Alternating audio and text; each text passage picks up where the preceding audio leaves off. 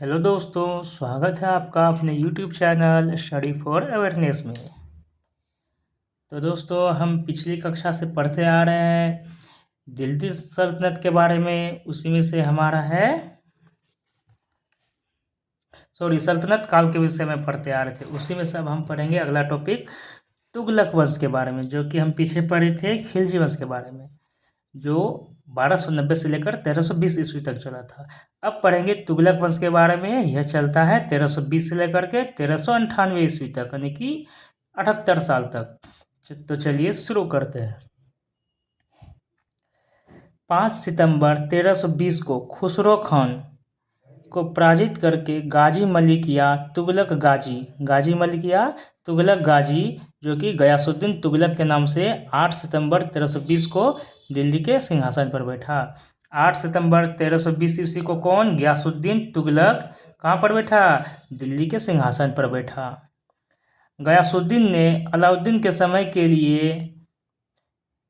गयासुद्दीन तुगलक ने क्या किया? अलाउद्दीन के समय में लिए गए अमीरों की भूमि को पुनः लौटा दिया।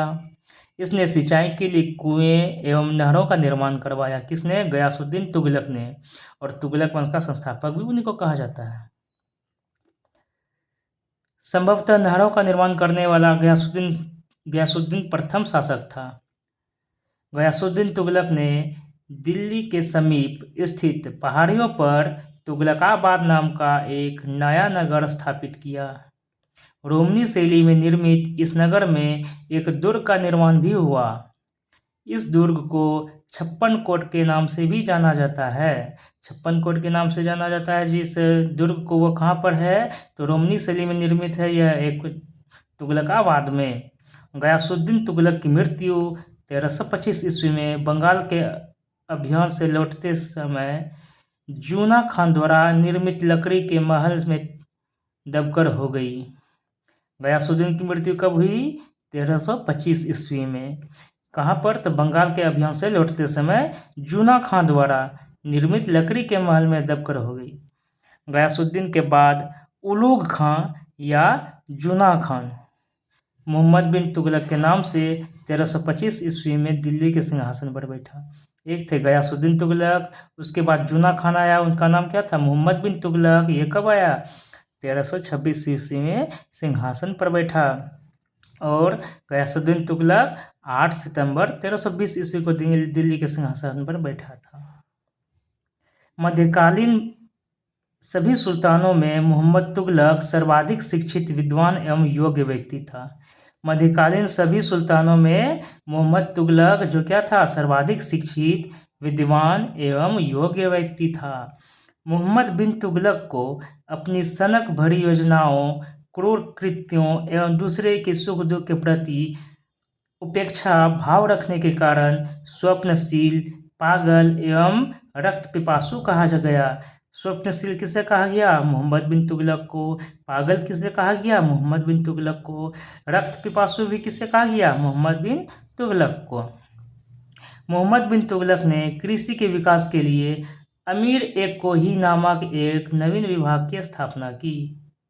मोहम्मद बिन तुगलक ने अपनी राजधानी दिल्ली से देवगिरी में स्थानांतरित किया। मोहम्मद बिन तुगलक ने अपनी राजधानी दिल्ली से कहाँ की? तो देवगिरी में स्थापित की। और इसका नाम दौलताबाद रखा। देवगिरी में स्थानांतरित करके उसका नाम क्या रखा? दौलताबाद। इसका मतलब दौलताबाद किसकी राजधानी थी? तो मोहम्मद बिन तुगलक के समय दिल्ली की राजधानी थी। मोहम्मद बिन तुगलक अपने प्रत्येक मलिक के सम्मान में 2 पोशाक दिया करता था, एक जाड़े में और दूसरा गर्मी में। कहा जाता है कि डाक प्रबंधों के द्वारा मोहम्मद बिन तुगलक के लिए ताजे फल एवं पीने के लिए गंगा जल मंगवाया जाता था। क्या कहा जाता है? डाक प्रबंधों के द्वारा मोहम्मद बिन तुगलक के लिए ताजे फल एवं पीने के लिए गंगा जल मंगवाया जाता था। सांकेतिक मुद्रा के अंतर्गत मोहम्मद बिन तुगलक ने कांसा, तांबा धातुओं के सिक्के चलवाए, जिनका मूल्य चांदी के रुपये टंका के बराबर होता था। एडवर्ड थॉमस ने मोहम्मद बिन तुगलक को प्रिंस ऑफ मनियर्स की संज्ञा दी। प्रिंस ऑफ मनियर्स की संज्ञा किसको मिली? मोहम्मद बिन तुगलक को। किसने दी? एडवर्ड थॉमस ने दी। नोट: सांकेतिक मुद्रा का प्रयोग चीन के कुबलई खां एवं ईरान के गजन खां नामक एक मंगोल शासक ने भी किया था। अफ्रीकी यानी कि मोरक्को यात्री इब्न बतूता कहाँ के थे? अफ्रीका के थे, मोरक्को के। लगभग 1333 ईस्वी में भारत आया। इब्न बतूता भारत कब आया था? 1333 ईस्वी में। सुल्तान ने इसे दिल्ली का काजी नियुक्त किया। किसने किया? मोहम्मद बिन तुगलक ने। मोहम्मद बिन तुगलक के समय में आया था इब्न बतूता भारत और इसे दिल्ली का काजी नियुक्त कर दिया गया। 1342 ईस्वी में सुल्तान ने इसे अपने राजदूत के रूप में भी चीन भेजा। किसने? तो मोहम्मद बिन तुगलक ने। इब्न बतूता की पुस्तक रेहला किसकी पुस्तक थी? इब्न बतूता की पुस्तक थी। उसमें मोहम्मद तुगलक के समय की घटनाओं का वर्णन है। इब्न बतूता किसके समय भारत आया? तो लगभग 1333 ईस्वी में, मोहम्मद तुगलक के शासन में। इसने अपनी पुस्तक में विदेशी व्यापारियों के आवागमन, डाक चौकियों की स्थापना यानी डाक व्यवस्था एवं गुप्तचर व्यवस्था के बारे में लिखा है। इसने नगाड़ों की भारी ध्वनि के बीच एक स्त्री को सती होने के दृश्य का भी वर्णन किया। किसने? इब्न बतूता ने। इसके कथानुसार सती होने के लिए सुल्तान से अनुमति लेनी पड़ती थी। मोहम्मद तुगलक के समय जिया नक्शबी पहला व्यक्ति था जिसने संस्कृत कथाओं की एक श्रृंखला का फारसी में अनुवाद किया। जिया नक्शबी क्या किया? पहला व्यक्ति था जिसने संस्कृत कथाओं की एक श्रृंखला का फारसी में अनुवाद किया था। इस पुस्तक का नाम तूतीनामा दिया। तूतीनामा किसकी पुस्तक है? तो जिया नक्शबी की। इसमें क्या है? तो संस्कृत कथाओं का फारसी में अनुवाद है, जिसमें एक तोता एक ऐसी वीरहिनी नायिका को कहानी सुनाता है जिसका पति यात्रा पर गया है। मोहम्मद तुगलक ने तूतीनामा में क्या बात है? तो ये तोता की कहानी है, एक ऐसी वीरहिनी नायिका को कहानी सुनाता है जिसका पति यात्रा पर गया है। मोहम्मद तुगलक ने जिन प्रभु सूरी नामक जैन साधु को अपने दरबार में बुलाकर सम्मान प्रदान किया था। मोहम्मद बिन तुगलक की मृत्यु 20 मार्च 1351 ईस्वी को सिंध जाते समय थट्टा के निकट गोडाल में हो गई। और मोहम्मद बिन तुगलक ने किसको? जिन प्रभु सूरी को, जो एक जैन साधु थे, उसको सम्मान दिया था। किसको? जिन प्रभु सूरी को। और इसकी मृत्यु 20 मार्च 1351 ईस्वी को सिंध जाते समय हुई थी। मोहम्मद बिन तुगलक के शासनकाल में दक्षिण में हरिहर एवं बुक्का। मोहम्मद बिन तुगलक के शासनकाल में दक्षिण में क्या हुए? हरिहर एवं बुक्का नामक दो भाइयों ने 1336 ईस्वी में स्वतंत्र राज्य विजयनगर की स्थापना की। मोहम्मद बिन तुगलक के समय में ही दक्षिण में किसने? हरिहर एवं बुक्का ने स्वतंत्र राज्य की स्थापना कब की थी? 1336 ईस्वी में। महाराष्ट्र में अलाउद्दीन बहमन शाह ने 1347 ईस्वी में स्वतंत्र बहमनी राज्य की स्थापना की। बहमनी राज्य की स्थापना किसने की? अलाउद्दीन बहमन शाह ने। कहाँ पर? महाराष्ट्र में। किस ईस्वी में? 1347 ईस्वी में।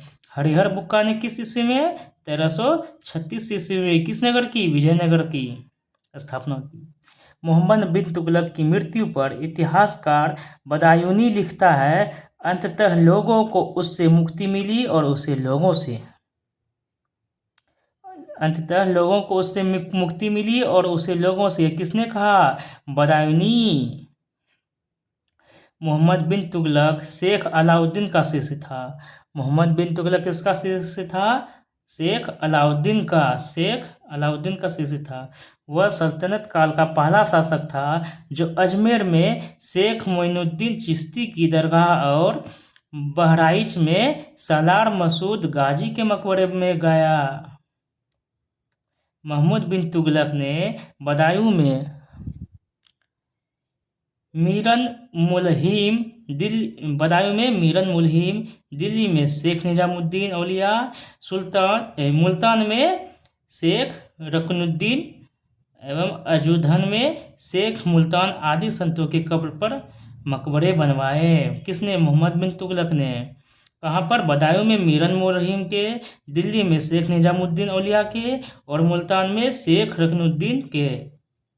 उन्हीं के क्या क्या कब्र पर मकबरे बनवा दिए।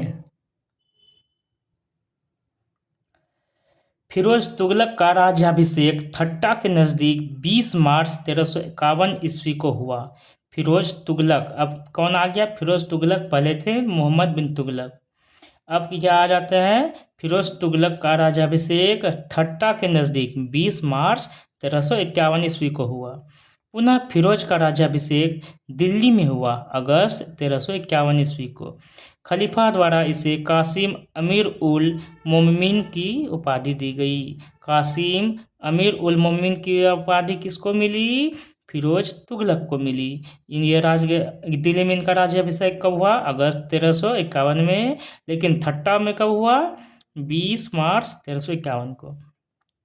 राजस्व व्यवस्था के अंतर्गत फिरोज ने अपने शासनकाल में 24 कष्टदायक करों को समाप्त कर केवल 4 कर, जो कि खराज यानी कि लगान, खुम्स यानी कि युद्ध में लूट का माल, जजिया एवं जकात को वसूल करने का आदेश दिया।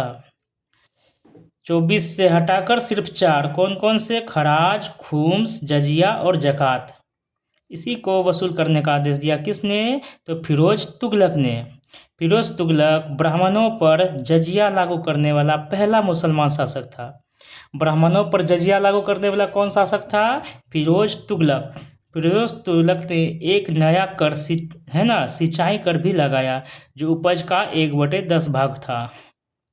फिरोज तुगलक ने 5 बड़ी नहरों का भी निर्माण करवाया। फिरोज तुगलक के समय में जो सिंचाई कर था वो कितना लगता था? उपज का 1/10 भाग। फिरोज तुगलक ने 300 नए नगरों की स्थापना की। इनमें हिसार, फिरोजाबाद, फतेहाबाद, जैनपुर, फिरोजपुर प्रमुख थे। इसके शासनकाल में खिजराबाद, जो कि टोपरा गांव है, एवं मेरठ से अशोक के 2 स्तंभों को लाकर दिल्ली में स्थापित किया। सुल्तान फिरोज तुगलक ने अनाथ मुस्लिम महिलाओं, विधवाओं एवं लड़कियों की सहायता के लिए एक नए विभाग दीवान-ए-खैरात की स्थापना की। दीवान-ए-खैरात एक विभाग थी, इसकी स्थापना किसने की? तो फिरोज तुगलक ने की। सल्तनत कालीन सुल्तानों के शासनकाल में सबसे अधिक दासों की संख्या, जो कि 1,80,000 थी, वह फिरोज तुगलक के समय में ही थी। दासों की देखभाल के लिए फिरोज ने एक नए विभाग दीवान-ए-बंदगान की स्थापना की। दासों की देखभाल के लिए दीवान-ए-बंदगान और दीवान-ए-खैरात के लिए अनाथ मुस्लिम महिलाओं के लिए, विधवाओं एवं लड़कियों की सहायता के लिए। इसने सैन्य पदों को वंशानुगत बना दिया। इसने क्या किया? सैन्य पद को वंशानुगत बना दिया। इसने अपनी आत्मकथा फतुहात-ए-फिरोजशाही की रचना की। इसने अपनी आत्मकथा, क्या नाम है? फिरोज तुगलक के फतुहात-ए-फिरोजशाही, इसकी रचना की। इसने जियासुद्दीन बर्नी एवं शम्स-ए-सिराज अफीफ को अपना संरक्षण प्रदान किया। किसने? फिरोजुद्दीन तुगलक ने। क्या नाम है इनका? फिरोज तुगलक। हाँ, फिरोज तुगलक ने क्या किया? जियाउद्दीन बर्नी एवं शम्स-ए-सिराज अफीफ को अपना संरक्षण प्रदान किया। फिरोज तुगलक ने ज्वालामुखी मंदिर के पुस्तकालय से लूटे गए 1300 ग्रंथों में से कुछ को फारसी में विद्वान अपाउद्दीन द्वारा दलाइते फिरोजशाही नाम से अनुवाद करवाया। इसने चांदी एवं तांबे के मिश्रण से निर्मित सिक्के भारी संख्या में जारी करवाए, जिसे अद्धा एवं विक कहा जाता था। चांदी एवं तांबे के सिक्के को अद्धा एवं विक कहा जाता था। फिरोज तुगलक की मृत्यु सितंबर 1388 ईस्वी में हो गई। फिरोज तुगलक की मृत्यु कब हो गई? सितंबर 1388 ईस्वी में हो गई। फिरोज काल में निर्मित खान-ए-जहां तेलंगाना के मकबरा की तुलना जेरूसलम में निर्मित उमर ए मस्जिद से की जाती है। फिरोज काल में निर्मित खान ए जहां तेलंगानी के मकबरा जो थी उनकी तुलना कहाँ से की जाती है? जेरूसलम में निर्मित उमर के मस्जिद से की जाती है। सुल्तान फिरोज तुगलक ने दिल्ली में कोटला फिरोज शाह दुर्ग का निर्माण करवाया। कोटला फिरोज शाह दुर्ग का निर्माण किसने करवाया? फिरोज तुगलक ने करवाया। तुगलक वंश का अंतिम शासक नासरुद्दीन मोहम्मद तुगलक था। तुगलक वंश का अंतिम शासक कौन था? नासरुद्दीन मोहम्मद तुगलक था। इसका शासन दिल्ली से पालम तक ही रह गया था। तैमूर लंग ने सुल्तान नासरुद्दीन मोहम्मद तुगलक के समय 1398 ईस्वी में दिल्ली पर आक्रमण किया। तैमूर लंग ने सुल्तान नासरुद्दीन मोहम्मद तुगलक के समय 1398 ईस्वी में दिल्ली पर आक्रमण किया। नासरुद्दीन के समय में ही मलिक उसक जो कि पूर्वाधिपति की उपाधि धारण कर एक हिजरा मलिक सरवर ने जौनपुरी में एक स्वतंत्र राज्य की स्थापना की। नासरुद्दीन के समय में ही कौन? मलिक उसक जो कि पूर्वाधिपति की उपाधि धारण कर एक हिजरा मलिक सरवर ने जौनपुर में एक स्वतंत्र राज्य की स्थापना की। तो इस प्रकार हमारा तुगलक वंश भी समाप्त हुआ। तो मिलते हैं अगले वीडियो में सैयद वंश के बारे में पढ़ेंगे।